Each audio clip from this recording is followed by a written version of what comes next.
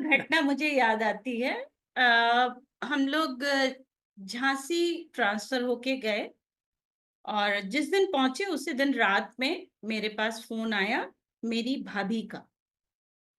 तो उसने फोन किया कि दीदी हम लोग बैंगलोर जा रहे हैं, दोनों डॉक्टर हैं, कॉन्फ्रेंस में जा रहे थे, तो हमारा मन है कि हम लोग गुरुदेव से मिलना चाहते हैं। तो मैंने आश्रम में फोन किया।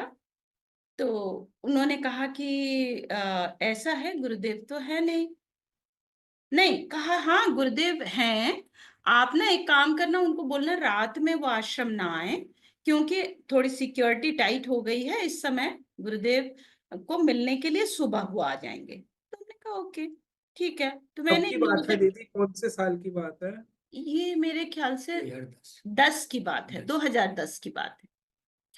तो किशोरदा उस समय थे, किशोरदा से मैंने फोन किया तो वो बाहर कैलकाटा में थे। वो बोले कि हाँ गुरुजी, अभी मना करना, रात में ना जाएं और सुबह पहुंचे वो लोग। तो हमने कहा ठीक है।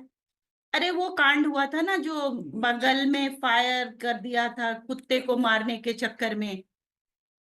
तो वो एक घटना हुआ था उस समय सब टाइप। तो मैंने कहा ठीक है। तो इन लोगों से मैंने बोल दिया कि तुम लोग सुबह चले जाना कॉन्फ्रेंस में, जहां हो वहीं ठहर जाना। फिर शारदा जी का फोन आया मेरे पास, बोले कि गुरुजी नहीं है, गुरुजी बाहर चले गए हैं।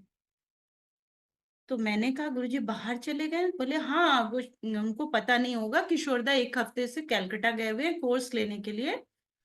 तो गुरुजी है नहीं, बाहर चले गए। हमने कहा ठीक है। अब मैं सोचने लगी गुरुजी मैं क्या करूं, इन लोगों से कह तो दिया है सुबह जाने के लिए। खैर, चुपचाप मैं उनका प्रेयर करती रही, आंखें बंद करके सो गई।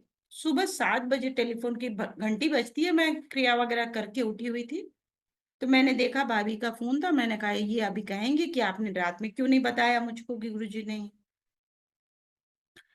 तो मैंने फोन उठाया तो बोली कि दीदी गुरुजी से मुलाकात हो गई। आप विश्वास नहीं करोगे, मेरे हाथ से टेलीफोन गिर गया,